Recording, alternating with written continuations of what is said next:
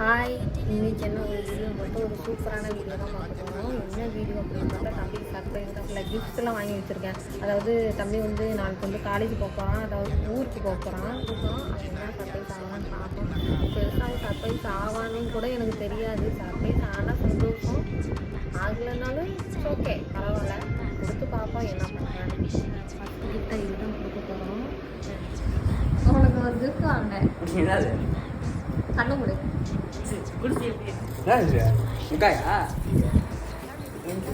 Dress வாங்கி நினைச்சேன். நினைச்சு கூட பாக்குறீங்க